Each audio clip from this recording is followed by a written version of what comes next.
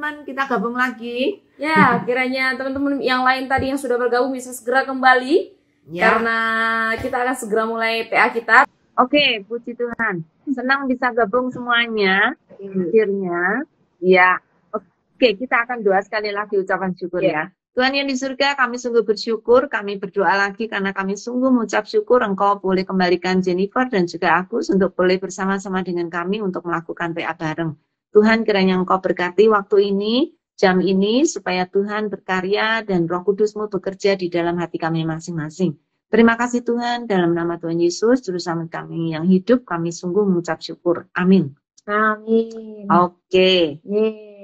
Nah, kesempatan yang baik ini silakan teman-teman Kak Agus Prayogi dan juga Kak Jennifer bisa memperkenalkan diri dulu nih secara singkat ke teman-teman yang hadir malam hari ini.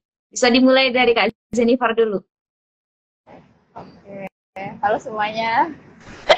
Perkenalin, nama saya Jennifer Povera.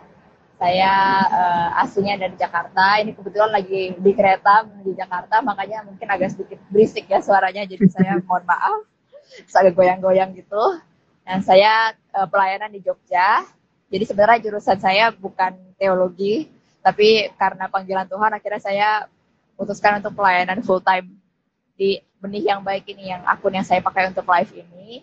Dan kami pelayanannya fokusnya adalah untuk menguatkan jemaat melalui firman Allah.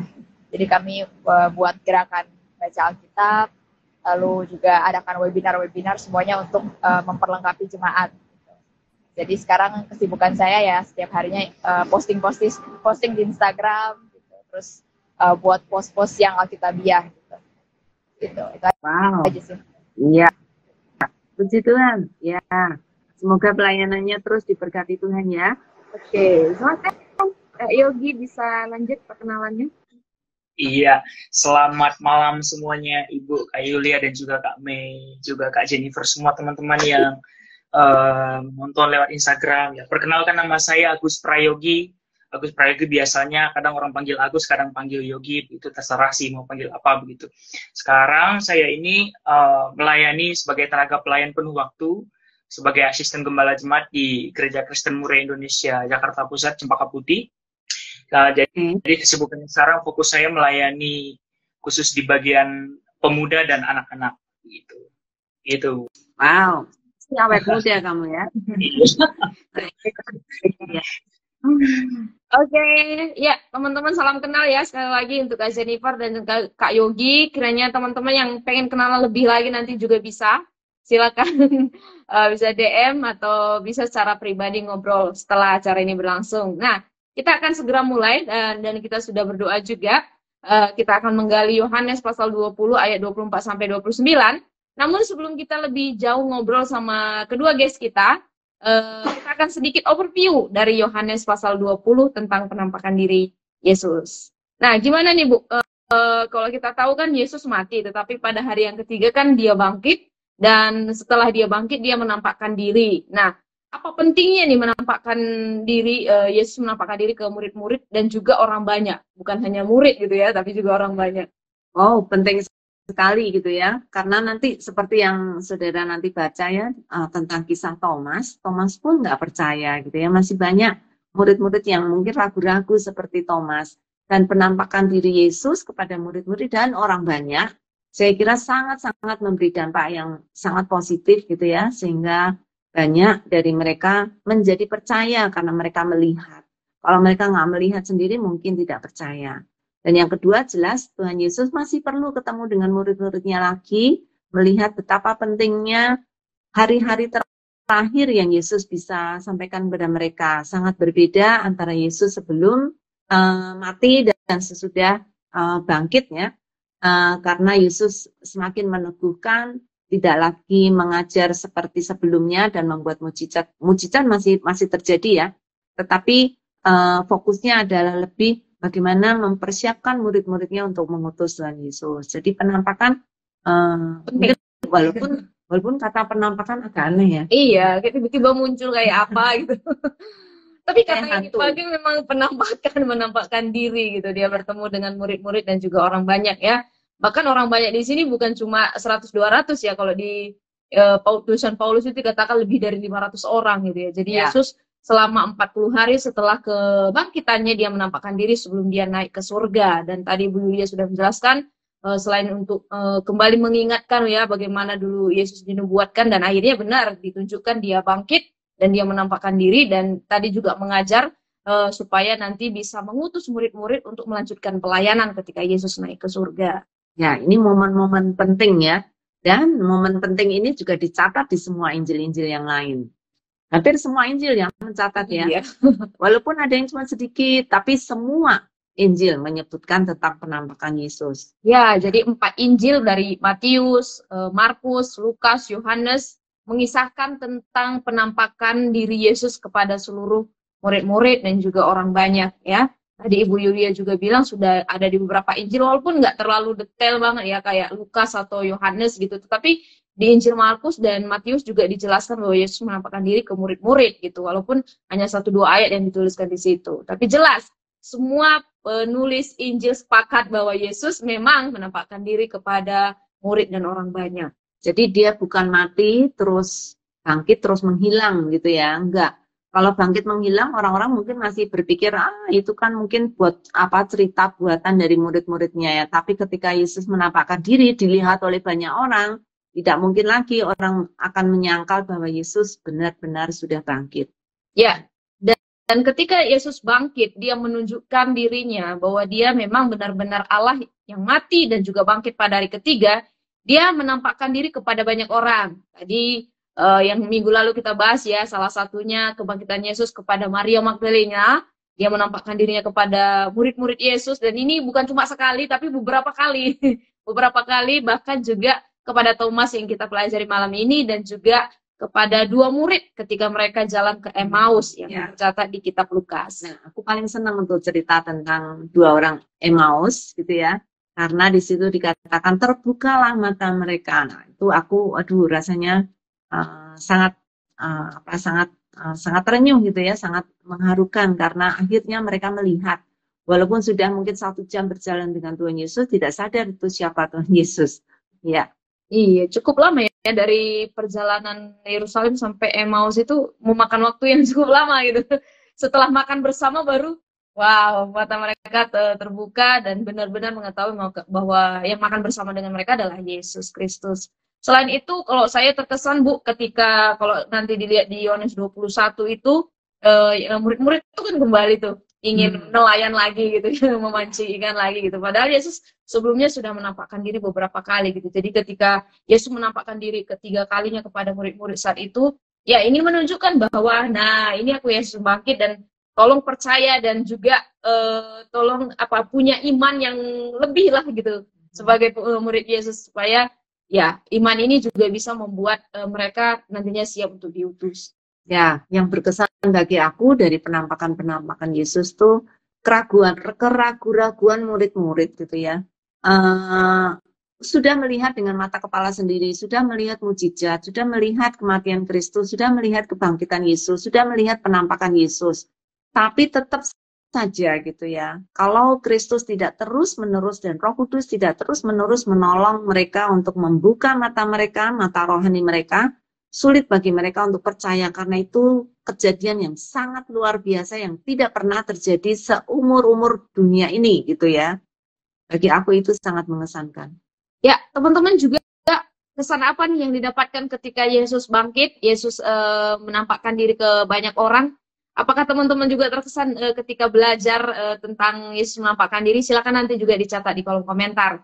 Dan malam hari ini kita akan menggali ya dulu perikop Yesus menampakkan diri kepada Thomas dari Injil Yohanes 20 ayat 24 sampai 25 dulu. Nanti setelah itu kita lanjutkan bagian selanjutnya bersama Kak Jennifer dan juga Kak Yogi. Oke, siap ya teman-teman ya? Oke, kita akan baca dulu dari pasal 20 ayat 24 dan 25. Saya akan bacakan. Tetapi Thomas, seorang dari ke-12 murid itu, yang disebut Didimus, tidak ada bersama-sama mereka ketika Yesus datang ke situ.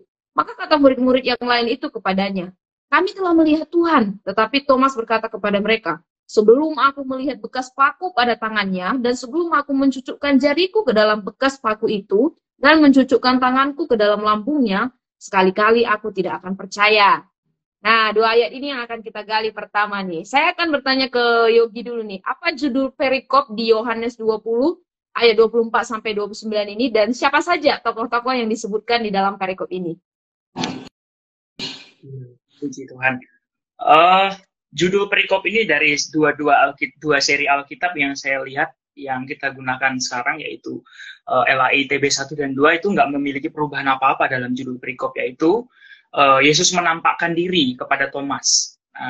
Kalau boleh berkomentar, saya lebih senang judulnya Yesus menampakkan diri lagi kepada murid-muridnya dan kepada Thomas. Ya. Itu hanya.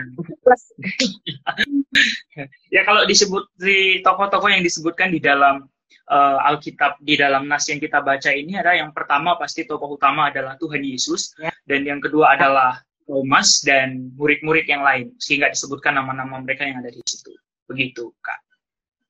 Ya. Oke, jelas sekali ya, ada murid-murid Thomas dan juga Yesus yang ada di perikop 1 ini.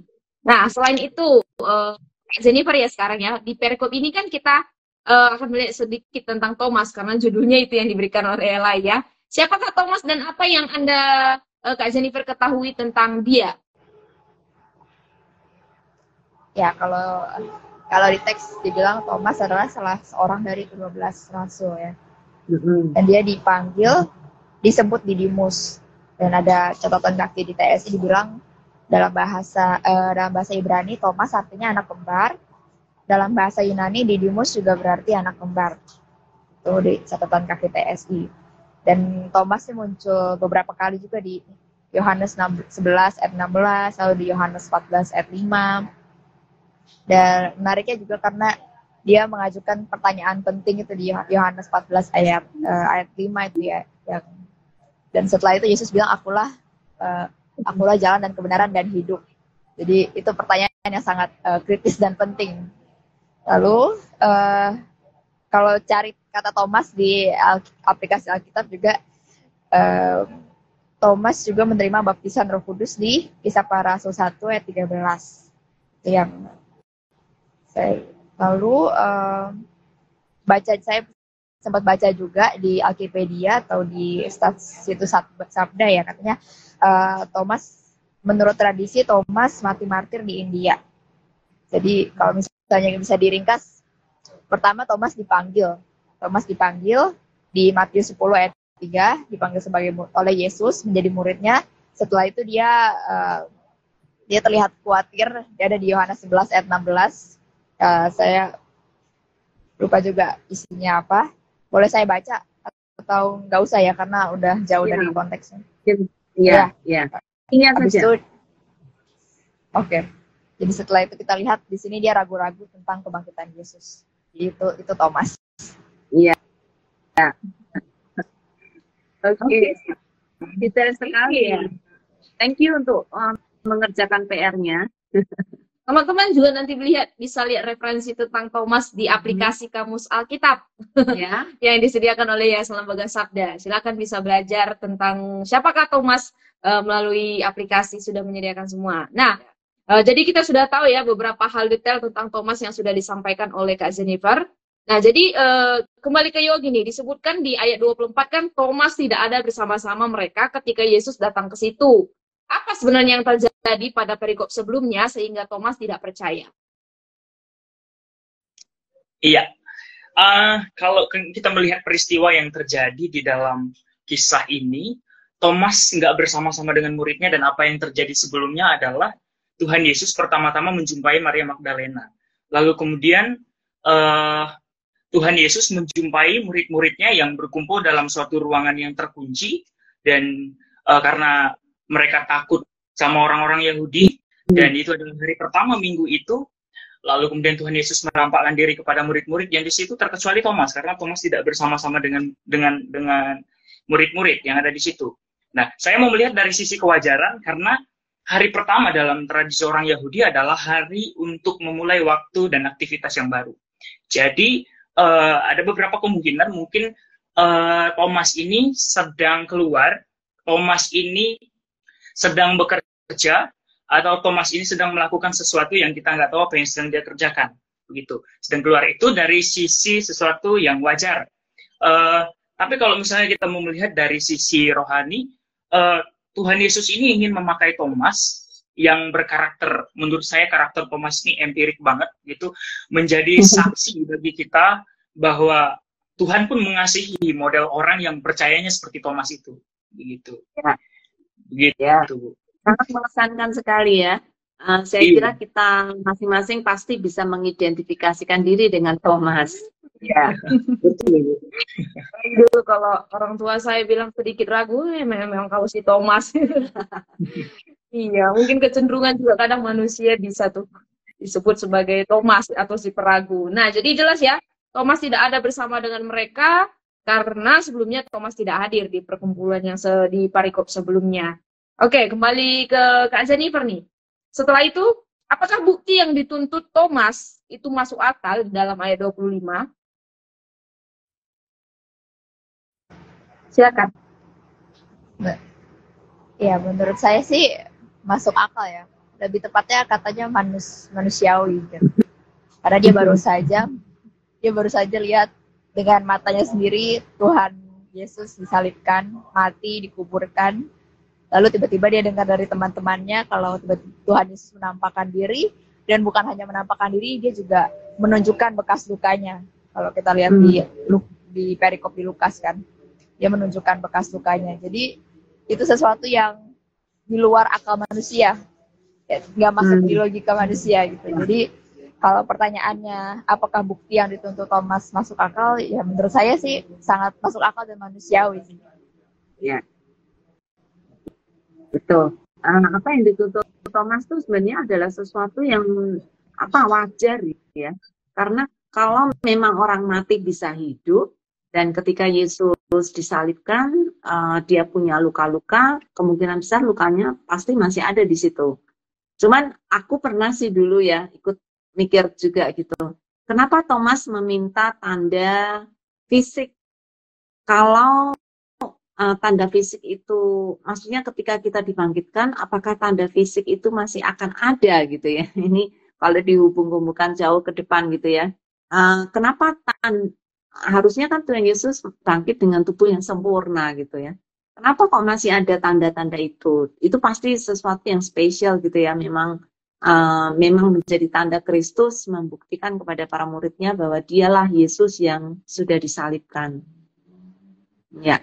Ya, jadi benar tadi kayak yang dibilang Ibu Yulia, Kak Jennifer, bahwa sepertinya sesuatu yang dituntut Thomas itu masuk akal gitu kan, karena bukti fisik yang visual harus dilihat jelas gitu untuk percaya akan kebangkitan, dan ada beberapa latar belakang yang membuat dia tidak percaya. Nanti kita akan lihat sebenarnya tentang Thomas ini lebih detail lagi di ayat-ayat selanjutnya gitu ya. Jadi bisa dibilang masuk akal, tapi di sisi lain juga membuktikan bagaimana sebenarnya imannya ya. Tadi yang menarik, Jennifer pernah sempat menyebut bahwa itu di luar akal manusia gitu ya.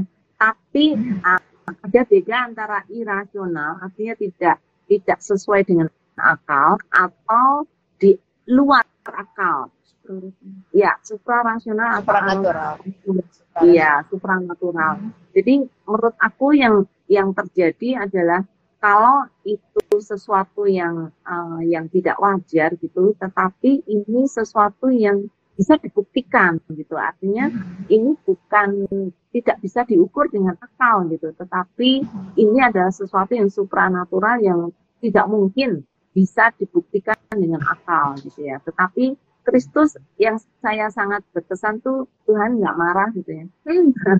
Makan dengan lembut ya Yesus. Ini Thomas gitu kan. Nah, nanti kita lihat sih. Masih ke bawah sebenarnya ayat-ayat itu ya. Oke. Selanjutnya nih ke Kak Yogi lagi nih. Tapi nanti Kak Jennifer juga bisa menambahkan ya. Apakah Kak Yogi pernah punya pengalaman meragukan tentang Yesus seperti Thomas yang tidak percaya di awal kisah ini? Pernah banget, Kak. Bahkan dulu sebodoh-bodohnya saya dulu sebelum mengerti dan sebelum sungguh-sungguh mengenal Tuhan, saya itu pernah ngomong gini, Tuhan kalau misalnya Engkau temui saya dalam mimpi, malam ini juga, gitu-gitu. Ya, segala macam begitu. Banyak hal yang saya lakukan begitu, dan saya melihat peristiwa Thomas, saya tuh tersayat banget begitu, bahwa, waduh salah juga saya ya, ini Saya nggak sedang menginginkan Tuhan menjumpai saya, tapi sedang dalam rangka ingin mencobai Tuhan, begitu Kak. Pernah banget, tapi sekarang lebih mengerti dan sadar bahwa nggak melulu begitu. Begitu sih Kak. Iya, Oke. iya. Ada usaha yang cukup keras untuk bisa sampai ke sana, Yogi?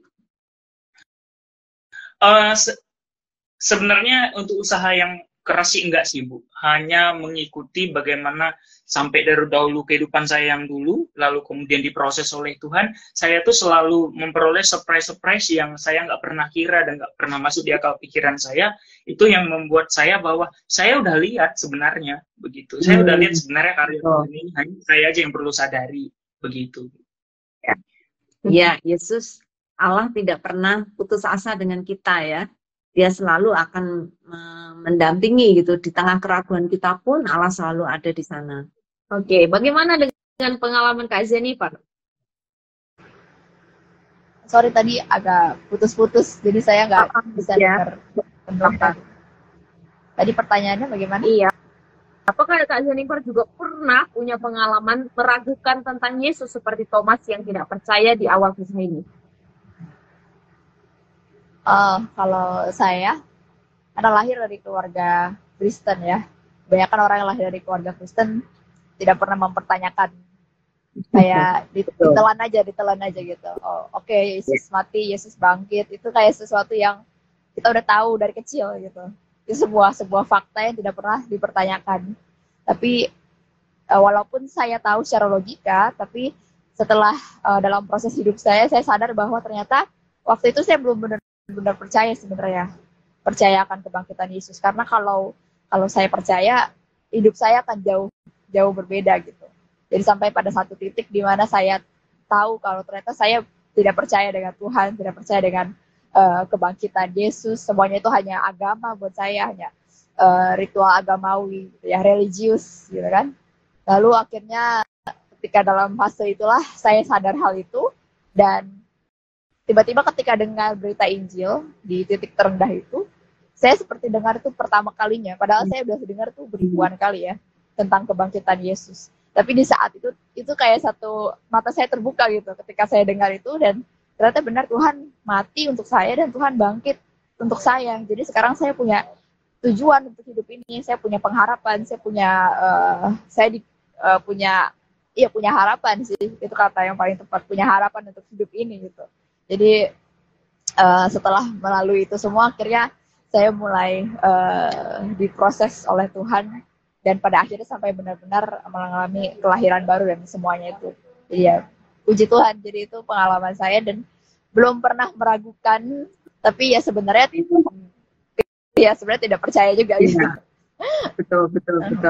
Ya, aku sangat bisa terima gitu ya apa yang dialami oleh Jennifer ya, karena saya sendiri juga gitu. Saya lahir dari keluarga Kristen, dari kecil sudah ikut sekolah minggu, rasanya tidak ada lagi yang perlu saya ragukan tentang Allah gitu ya, tentang Yesus. Tetapi memang pada beberapa kali pengalaman saya melihat bahwa keyakinan saya kepada Yesus itu bukan kepada ceritanya itu saja, tetapi apakah Yesus betul-betul sungguh hidup di dalam hidup saya, itu hal yang berbeda, seakan-akan hal yang berbeda, walaupun itu seharusnya sama itu ya. Tetapi memang itu menjadi pengalaman pribadi. Kalau dulu hanya melihat, mendengar, dan kita percayai gitu ya, karena itu merupakan satu tradisi di dalam gereja. Tetapi ketika mengalami sendiri kasih Tuhan, mengalami sendiri bagaimana Tuhan menolong kita, bagaimana Tuhan menuntun hidup kita, wow, itu benar-benar sesuatu yang berbeda gitu ya, sesuatu yang lain. Thank you. Ya. Ya, saya tadi juga semangat banget nih dengerin sharing dari Kak Jennifer ya. Orang yang sudah percaya benar-benar kepada Tuhan itu sanggup mengubah gitu, sanggup mentransportasi, dan pastinya ini membuat kita tahu tujuan hidup kita, tahu panggilan hidup kita, dan tahu untuk apa Tuhan ciptakan kita di dunia ini gitu. Jadi ya teman-teman juga yang ada hadir malam hari ini, semangat lagi melalui kebangkitan Yesus, dan juga melalui semua bukti yang Tuhan berikan dengan lembut kepada kita. Seharusnya ini juga meneguhkan iman kita untuk semakin terus intim dengan Tuhan. Thank you teman-teman, dan belum ada respon nih. Oh, ada satu pertanyaan ya, sebelum kita melanjutkan dari penggalian berikutnya. Ini ada satu pertanyaan dari teman-teman yang hadir malam hari ini, ada dari Nikos. Bisa nanti dibantu jawab oleh teman-teman. Apakah hanya Thomas saja yang ragu akan kebangkitan Yesus atau ada juga murid Yesus lainnya yang ragu juga? Silakan. Ya, saya dulu ya, Kak. Ya, boleh.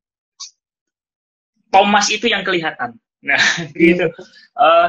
Thomas itu yang kelihatan dan yang paling ekstrim menurut saya untuk percaya. Kalau misalnya kita melihat di Injil yang lain, itu ketika Tuhan Yesus menampakkan diri kepada murid-murid, tiba-tiba berkata, damai sejahtera bagi kamu, salam bagimu. Ada beberapa murid yang langsung menyembahnya, tetapi ada beberapa murid yang undur untuk ragu-ragu nih. Jangan-jangan ini siapa nih? Tuhan Yesus apa bukan nih? Jadi Thomas itu mewakilkan teman-temannya dengan keekstrimannya dia untuk percaya dan melihat. Nih kalau gua nggak lihat, ini maaf pakai bahasa Jakarta nih. Kalau saya nggak melihat langsung dan bekas luka di tangan dan kakinya dan lambungnya dan mencucukkan tanganku, jariku di bekas lukanya itu, saya nggak akan percaya. Ya. Itu mewakili teman-temannya semua, begitu Bu. Begitu Kak. Ya. Siapa tadi? Tambahan mungkin dari Jennifer? Ya, saya juga setuju sama jawabannya Kak Yogi sih. Karena memang semuanya punya keraguan-raguan itu, tapi kebetulan juga di saat itu kan cuma Thomas ya yang nggak hadir di pertemuan sebelumnya. Kalau semuanya belum lihat Yesus pun mereka juga pasti akan seperti Thomas ya. Jadi gitu sih. Iya. Iya, jadi benar ya, Thomas ini. Apa Kak? Suaranya hilang. Tiba-tiba hilang. Oke, jadi Thomas ini mewakili murid-murid yang lain ya. Kalau kita lihat di Lukas 24 sebenarnya dikatakan di sana ada beberapa murid juga yang ragu-ragu ya. Karena ketika Yesus bilang damai sejahtera, mereka malah menyangka bahwa Yesus itu hantu gitu ya. Teman-teman nanti bisa buka di Lukas 24 dan ada beberapa murid juga yang ragu-ragu karena ya mungkin kaget juga ya dengan tiba-tiba penampakan Yesus kepada mereka gitu. Jadi ya untuk Nikos ini salah satu contoh aja dari Thomas yang ekstrim tadi kata Kak Yogi, tetapi sebenarnya murid-murid yang lain pun sebelum melihat ya bisa jadi timbul keraguan gitu. Ayo teman-teman yang lain yang ada di rumah kasih komentar dong di kolom komentar. Kalian belajar apa nih tentang Thomas? Nah, sembari kita akan melanjutkan penggalian kita, teman-teman nanti akan baca sendiri juga dan sambil mendengarkan boleh mencatat dan juga merespon, boleh dengan pertanyaan, boleh dengan apa ya, tanggapan, silakan ya. Ayo ikut aktif, jangan cuma nonton doang. Ikut aktif memberikan komentar, apa pendapat kalian? Ya. Oke, nah sembari melanjutkan kita akan lihat dari ayat 26 sampai ayat 29 kembali. Saya akan bacakan lagi ya untuk 4 ayat ini. 8 hari kemudian, murid-murid Yesus berada kembali di dalam rumah itu dan Thomas bersama-sama dengan mereka. Sementara pintu-pintu terkunci, Yesus datang dan ia berdiri di tengah-tengah mereka dan berkata, damai sejahtera bagi kamu. Kemudian ia berkata kepada Thomas, taruhlah jarimu di sini dan lihatlah tanganku. Ulurkanlah tanganmu dan cucukkan ke dalam lambungku dan jangan engkau tidak percaya lagi. Melainkan percayalah. Thomas menjawab dia, ya Tuhanku dan Allahku. Kata Yesus kepadanya, karena engkau telah melihat aku, maka engkau percaya. Berbahagialah mereka yang tidak melihat, namun percaya. Oke, kita akan renungkan 4 ayat ini. Ya, saya akan ke Yogi dulu ya. Kapan dan di mana Yesus menampakkan diri lagi kepada murid-muridnya dan apa katanya? Iya. Kalau di Alkitab yang kita baca tadi, sudah jelas dikatakan bahwa di mana itu di tempat yang sama, di mana dia menjumpai murid-muridnya yang lain dan ketika dia menjumpai murid-murid itu lagi dan di situ ada bersama-sama Thomas, itu 8 hari kemudian, berarti sekitar 1 minggu. 1 minggu lalu dia menjumpai Thomas. Dan apa yang dikatakan oleh Tuhan Yesus itu perkataannya juga sama seperti yang dia katakan kepada murid-murid yang sebelumnya dia jumpai. Apa itu? Damai sejahtera bagi kamu. Sama seperti yang dikatakannya 1 minggu yang lalu saat dia menemui murid-murid tanpa Thomas. Nah, perkataan ini meneguhkan bahwa ia itu datang dengan keadaan yang sama seperti saat dia menampakkan diri kepada murid-murid yang lain waktu itu. Dan ini juga mau meneguhkan kepada Thomas bahwa kesaksian teman-temannya tentang Yesus yang bangkit itu adalah kesaksian yang benar adanya. Begitu, Bu. Ya. Betul ya. senang sekali melihat Yesus tidak give up dengan Thomas, tapi membuat satu kesempatan untuk bisa bertemu dengan dia. Oke, dan masih di tempat yang sama ya, dari 8 hari setelah Yesus menampakkan diri ke murid-murid. Nah, saya sekarang ke Kak Jennifer nih, dari mana Yesus tahu tentang ketidakpercayaan Thomas? Kalau menurut Kak Jennifer dari teks-teks ini. Yang kita tahu, Yesus tahu hati semua orang, isi hati semua orang. Dia bisa tebak, dia bisa tahu isi hati ahli-ahli Taurat ketika mereka meragukan dia. Jadi dia pasti tahu isi hati Thomas, dan dia juga pasti dengar apa yang Thomas katakan kepada murid-murid yang lain itu. Ya, karena Yesus persis menjawab apa yang diminta oleh Thomas ya. Ya, gimana Yogi? Mungkin tadi mau menambahkan? Paling sederhana kalau kita mau menjawab itu adalah karena Tuhan Yesus itu Maha Tahu. Kalau misalnya kita mengingat kembali bahwa Tuhan Yesus itu adalah manusia sejati, dan Tuhan Yesus itu juga adalah Allah yang sejati. Allah itu kan memiliki atribut-atribut seperti Maha Kuasa, Maha Tahu, lalu kemudian Maha Hadir, dan kehadiran Tuhan Yesus pada saat itu menunjukkan kemahahadiran, dan itu merupakan sifat keilahian. Dan nggak terbatas juga dengan pengetahuannya, bagaimana dia tahu bahwa Thomas ada di situ, pasti tahu. Karena dari sifat keilahiannya itu ada dalam diri Tuhan Yesus yang Maha Tahu itu. Begitu, Kak. Ya. Ya, jawabannya terlalu obvious. Sangat jelas ya, karena Yesus memang tahu ya.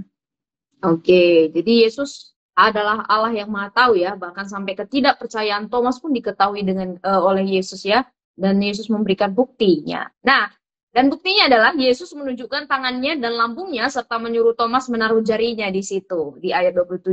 Nah, apakah Thomas melakukannya dan mengapa? Ya, silakan Kak Yogi. Ya.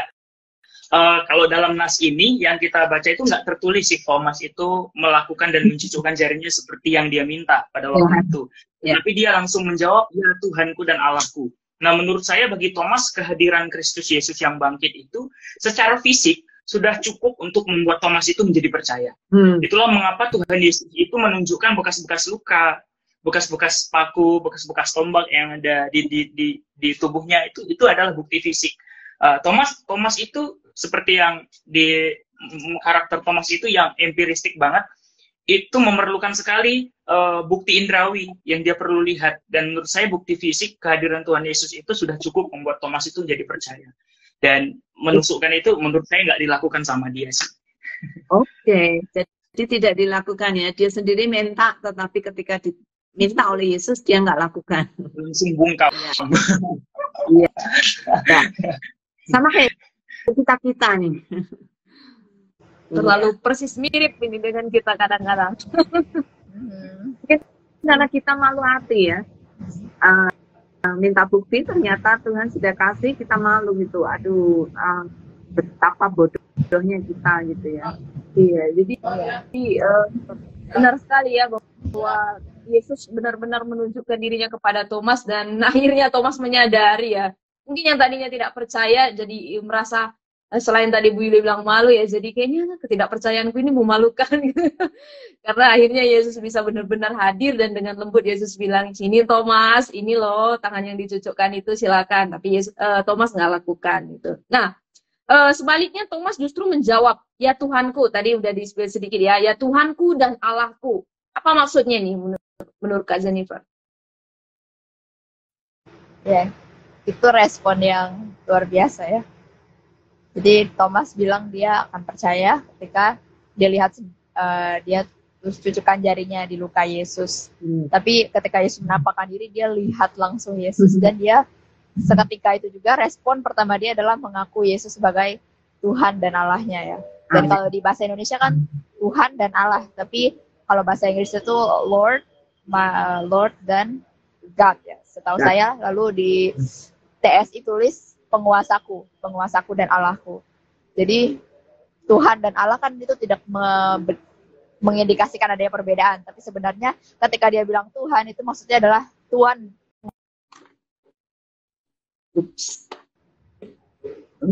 Halo? Oh, Oke, iya. tadi sempat macet. Iya. Iya, ketika dia bilang Tuhan tadi di situ berhentinya. Silakan. Ketika dia bilang Tuhan itu berarti dia mengakui Yesus sebagai Tuannya, penguasanya. Jadi Iya. iya, dan sebenarnya saya juga kalau misalnya ada seseorang yang bangkit dari kematian dan dia bukan dibangkitkan tapi dia bangkit sendiri, tentu kita pasti ya kita akan dengar apapun yang dia katakan lah ya. Jadi itu yang saya lihat bahwa Thomas langsung menundukkan diri, langsung merendahkan diri ketika melihat Yesus karena ya dia mengakui Yesus adalah Tuhan. Ya. Aku bersyukur Thomas nggak bilang, aduh sorry Tuhan, tadi pertanyaanku salah gitu. Karena sebenarnya itu menunjukkan bahwa Thomas tuh sebenarnya genuine, tulus dia tanya itu. Dia nggak pura-pura gitu, dia benar-benar tanya. Jadi ketika dia mendapatkan jawaban dari Yesus, dia nggak minta maaf karena memang betul-betul dia pengen tahu gitu ya. Tapi justru kebalikannya, jawaban dia menunjukkan bahwa dia akhirnya menundukkan diri bukan kepada rasionya dia, tetapi kepada kemahakuasaan Allah. Ya, sangat menarik. Keren, ya. Tadi juga Kak Jennifer bilang ya di versi lain pakai kata penguasa ya. Di situ jelas kata Tuhan itu mengacu kepada bahwa Tuhanlah pemilik segala sesuatunya, pencipta segala sesuatunya, dan Allah itu adalah Allah yang berinkarnasi menjadi manusia, menjadi juru selamat, dan itu sudah digenapi di dalam Yesus Kristus gitu ya. Jadi yang sebelumnya Thomas mungkin sering bilang rabi, guru gitu ya, kali ini dengan kepercayaan yang tulus dia katakan ya Tuhanku dan Allahku. Dia tahu pemilik hidupnya benar-benar Tuhan bangkit dan itulah yang Tuhan itulah yang menyelamatkan dia secara khusus pribadi Thomas sendiri. Nah, ini dan dia bilangnya Tuhanku ya. Jadi ada kata ku di sana itu berarti personal. Dia mengakui Tuhan sebagai juru selamat Tuhannya secara personal. Ya, itu saya kira menjadi satu titik penting ya ketika kita mulai mengenal Tuhan secara pribadi, bukan mengenal Tuhan karena tradisi agama. Ya, Jennifer dan saya yang lahir dari keluarga Kristen ya, udah tahu semuanya, itu udah hafalan gitu ya. Tetapi ketika secara personal kita betul-betul mengenal Tuhan, itu memberi perubahan yang luar biasa dalam hidup kita. Ya, dan ini juga menghasilkan perubahan dalam hidup Thomas ya. Kalau kita tahu tadi Kak Jennifer sempat bilang dia Thomas setelah itu perjalanannya menjadi seorang rasul yang luar biasa dan dia buktikan sampai dia mati sebagai martir ya, walaupun tradisi gereja yang mengatakan, tapi kita tahu Thomas berubah dan dia mati untuk pemberitaan Injil. Nah, saya kan kembali ke Kak Yogi nih, apa bedanya melihat lalu percaya atau tidak melihat tetapi percaya di ayat 29 ini dan mengapa? Iya, kalau menurut saya itu hanya persoalan beda model atau cara untuk seseorang menjadi percaya sih, Kak. Ada model yang pertama adalah model orang yang percaya tanpa melihat. Itu baik. Lalu ada juga orang yang perlu melihat dulu baru percaya. Tapi bukan berarti itu nggak baik. Nah, menurut saya persoalan ini hanya melihat dari sisi kasih karunia sih, Kak. Kalau saya lihat dari sisi kasih karunia, artinya kasihnya Tuhan Yesus itu besar. Alasan yang pertama adalah orang yang menjadi percaya apapun modelnya, itu adalah karya Roh Kudus. Itu adalah prinsip pertama yang perlu kita tahu. Nah, makanya karena Tuhan bilang bahwa berbahagia orang yang tidak melihat namun percaya. Nah, itu dibilang sama Tuhan Yesus kepada Thomas itu. Nah, tapi ketika orang memerlukan bukti indrawi untuk percaya, contohnya seperti Thomas ini, dan Tuhan penuhi itu, menurut saya itu pun kasih karunia. Itu pun kasih karunia. Jadi sekarang bukan soal model atau cara orang untuk menjadi percaya, tetapi adalah besarnya kasih karunia sama Thomas ini. Kalau saya melihat dari situ, Kak, Ibu. Amin banget. Yang penting mereka akhirnya menjadi percaya ya, apapun caranya gitu ya. Dan Tuhan tidak takut dengan keraguan-keraguan kita. Kalau kita memang sungguh-sungguh tulus gitu ya. Bukan pura-pura atau bukan untuk mempermainkan Tuhan atau bukan untuk menyangkali dia gitu ya, tetapi betul-betul ingin tahu gitu ya, dan itu menjadi satu perbedaan yang besar. Kalau kita bisa percaya tanpa melihat, wow, inginnya seperti itu supaya kita nggak repot diri sendiri ya. Tapi seringkali kita lebih kayak ke Thomas itu, merepotkan diri sendiri, tapi Tuhan nggak repot, Tuhan tetap aja jawab gitu ya. Itu yang keren, benar-benar Tuhan luar biasa. Iya. Jadi siapkah teman-teman disebut sebagai orang yang berbahagia, tidak melihat namun percaya, gitu ya? Ya, kecenderungan kita memang harus melihat dulu, tapi baru percaya. Tetapi saat ini Bu, secara fisik kita nggak melihat Yesus, tapi kita percaya kepada Dia gitu karena Tuhan sudah membuktikan melalui firman-Nya juga yang diberikan kepada kita bahwa Dia adalah Tuhan yang hidup yang menyelamatkan kita. Ya, Ya. dan dia hidup di dalam kita. Yes, Nah, itu benar. bukti yang paling penting gitu ya. Dia benar-benar hidup di dalam hidup kita. Bukan hanya ceritanya saja, bukan hanya kita baca dari Alkitab, tetapi karena kita membuktikan bahwa Yesus itu betul-betul hidup di dalam hidup kita. Oke. Nah, Thank you. Menarik sekali ya perbincangan kita malam hari ini. Thank you teman-teman. iya, sepertinya udah banyak respon nih. Tapi kita perlu lihat dulu langkah terakhir nih dari metode ya penggalian kita ya, aplikasi gitu ya. Pelajaran dan aplikasi apa yang akan diterapkan nih melalui ayat-ayat yang digali oleh Kak Yogi dan Kak Jennifer malam ini. Ya, bisa dari Kak Jennifer dulu. Kalau pelajaran yang saya dapat, sebenarnya kekristenan itu pada intinya bukan tentang pergi ke gereja hari Minggu, pelayanan, lakukan ini atau lakukan itu, tapi pertama-tama dimulai dengan perjumpaan pribadi dengan Yesus, dan dipertahankan itu dengan membangun hubungan pribadi dengan Yesus. Dan itu bukan harus melihat secara fisik ya, bukan harus melihat Yesus secara fisik, tapi melihat Yesus di firman, karena itu tujuan dari firman Tuhan adalah supaya kita mengalami perjumpaan pribadi dengan Yesus. Dan itu seperti yang lebih banyak orang alami ya. Kadang kebanyakan saya tidak tahu orang-orang lain, tapi yang saya tahu yang melihat Yesus secara fisik hanya para rasul dan orang-orang di zaman itu kan ya, Maria dan semuanya itu. Tapi kita gak punya alasan untuk tidak percaya kan, karena kita melihat Yesus di firman gitu, dan Roh Kudus bicara kepada kita.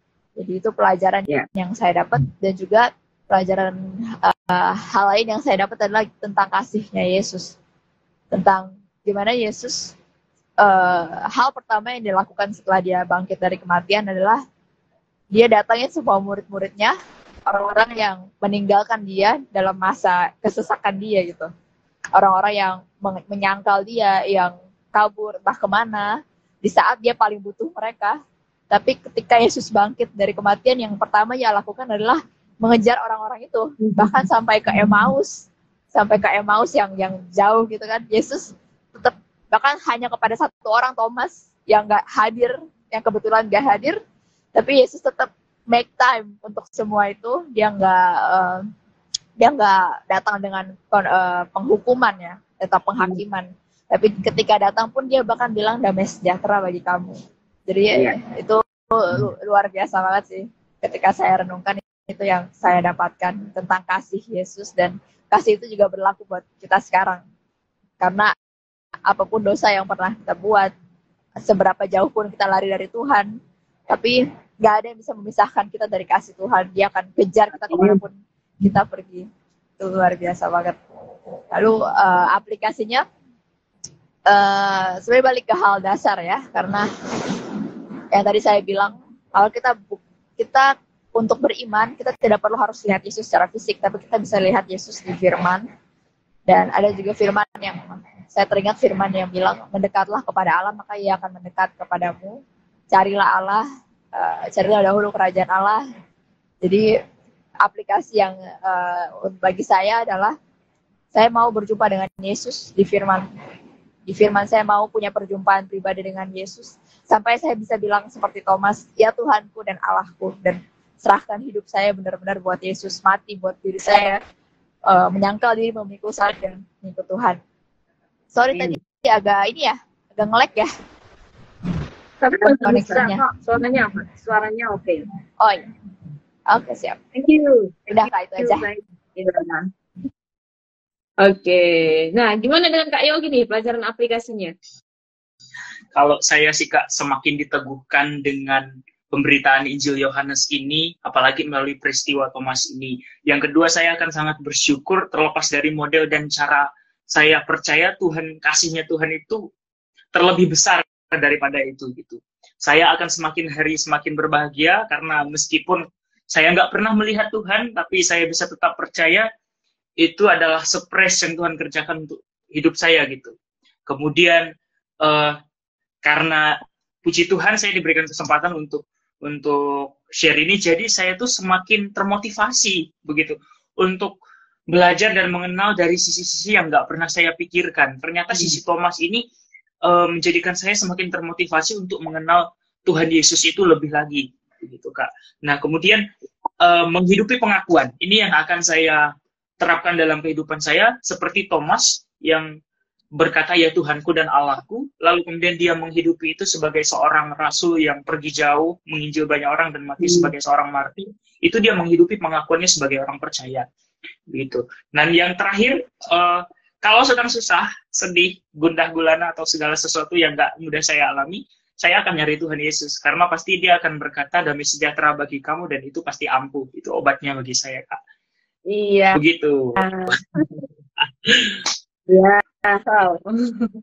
Iya, kasusnya anak muda banget ya. Kalau lagi galau, gundah gulana, datang kepada Yesus. Bahkan di saat sukacita juga ya. Semoga tidak lupa akan Yesus. Oke. Nanti kalau sudah sukacita lupa.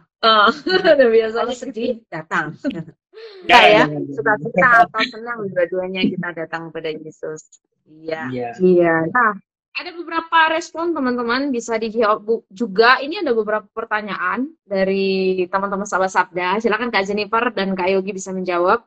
Ada Ray bertanya, mengapa Thomas disebut sebagai twin dalam Alkitab atau anak kembar? Adakah yang mau menjawab? Ini Silakan Jennifer Kak. yang tadi ini. Kalau pada masa itu kita melihat ciri-ciri dari murid Tuhan Yesus selalu ada nama belakang. Contoh misalnya kayak Simon yang adalah Petrus atau Simon yang adalah Kefas, lalu kemudian Yudas yang disebut juga Iskariot. Itu dan juga Yesus Kristus sendiri. Yesus Kristus itu sebagai sebuah julukan. Jadi menurut saya kalau mengapa dia dijuluki sebagai Didimus atau dijuluki sebagai seorang yang kembar, mungkin saja meskipun Alkitab tidak berbicara banyak tentang Thomas, bisa saja dia ini adalah salah satu orang dari kembar begitu. Karena yang saya bilang tadi, murid-murid Tuhan Yesus itu selalu ada nama belakang yang menunjukkan siapa dia, begitu. Misalnya Matius sang pemungut cukai, begitu. Menunjukkan siapa mereka, begitu sih Kak. Ya, kalau aku yang kasih nama mungkin itu bukan Thomas kembar, tapi bukan Thomas Didimus, tapi Thomas yang yang suka ragu-ragu. Thomas si peragu. Ya. Nanti Aldo bisa cek di referensi lain juga ya. Di Wikipedia atau di kamus ensiklopedia. Ya. Silakan tentang Thomas yang disebut sebagai twin. Bu Evi, mengapa Yesus mau meneladani Mengapa Yesus mau meladeni ketidakpercayaan Thomas? Ada yang mau menjawab? Kita yang ini nih kayaknya. Tidak. Oh, enggak. Sorry, tadi apa pertanyaannya, Kak? Mengapa Yesus mau meladeni ketidakpercayaan Thomas? Silakan. Wow. Karena Yesus mengerti sifat manusia. Jadi itu tujuan Yesus datang memang.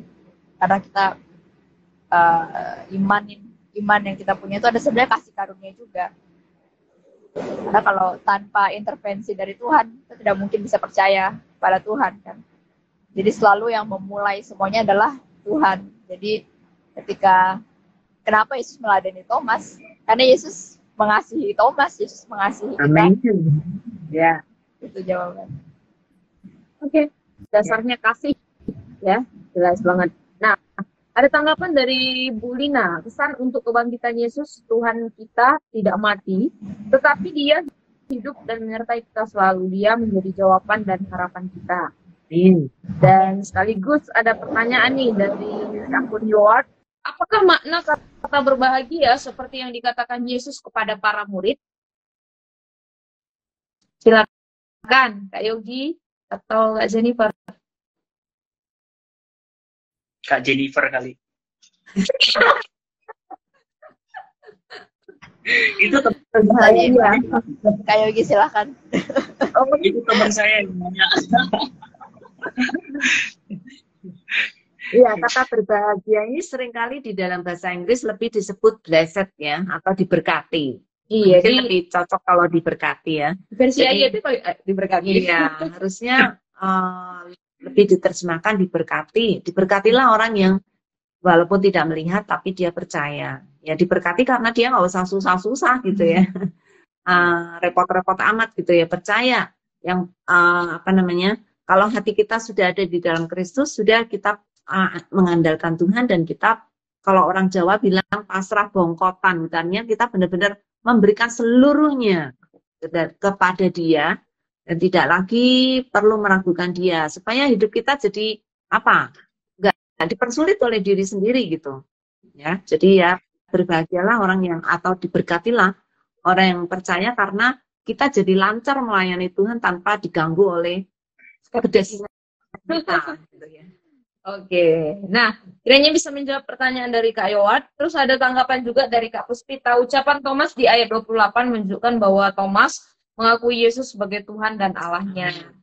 Ya, ada masih tanggapan dari Ray. Selalu di Alkitab mencatat perjumpaan pribadi seseorang dengan Yesus, mengubahkan dia menjadi pribadi yang baru. Ya, saya kira penting sekali setiap kita mengalami perjumpaan pribadi dengan Kristus ya. Oke, nah masih ada tanggapan juga nih teman-teman. Dari Kak Yor lagi nih. Apakah kata berbahagia seperti yang dikatakan Yesus sama dengan berbahagia yang dikatakan orang lain? Orang lainnya siapa ini ya? Mungkin kurang jelas ya Kak Yoat. Ya, orang lain itu mungkin maksudnya murid-murid yang lain atau yang ada di dalam Alkitab. Ya, kalau murid-murid yang lain kata yang sama dipakai ya. Damai kata berbahagia itu kata yang sama dipakai. Nah, dari Puspita di ayat 26 Yesus mengatakan shalom, damai sejahtera bagi kamu kepada murid-muridnya. Nah, apakah kata shalom di sini sama dengan kata shalom yang biasa kita ucapkan? Gimana untuk teman-teman? Ya kalau saya sih Kak, tergantung siapa yang ngomong. Kalau saya gitu. Nah, kalau mengapa Tuhan Yesus ngomong begitu? Karena itulah yang diperlukan, berkata shalom, damai sejahtera bagi kamu. Itu memang damai sejahtera yang diperlukan oleh para murid.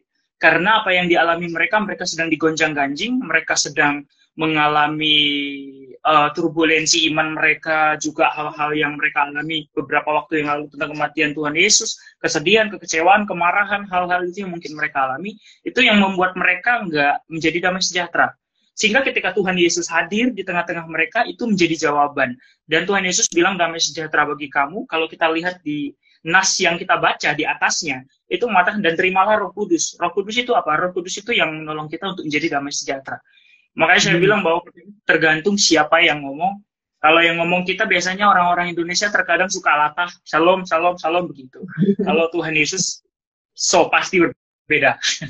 Gitu sih. Ya, karena dialah sendiri shalom itu.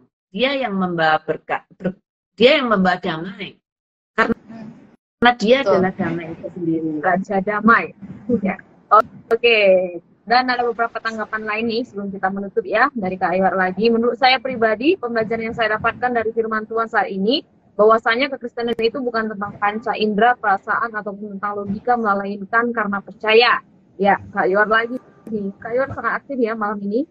Percaya bukan karena sudah melihat, percaya bukan hanya karena sudah merasakan lewat panca indera, tetapi karena keyakinan kita kepada Yesus. Iya, ada Deborah, karena pada saat itu Roh Allah belum ada di hati mereka, sehingga sangat sulit bagi mereka untuk percaya. Berbahagialah aku dan kamu, karena Tuhan ada sangat dekat di dalam lubuk hati kita. Ini. Iya, bagus sekali. Dan terakhir dari Kak Yowat, kekristenan yang sejati adalah kekristenan yang berjalan di dalam iman kepada Yesus, bukan di dalam panca indera atau perasaan kita. Ya, betul. Tapi ingat ya, Yowat, Tuhan Yesus tidak pernah takut untuk menunjukkan diri kepada kita, entah itu dengan panca indera, entah itu dengan langsung dengan iman kita, ya. Yesus tidak menolak orang-orang yang menginginkan bukti. Bahkan Yesus sendiri sering menjadi jawaban akan tuntutan bukti-bukti yang diharapkan oleh kita semuanya.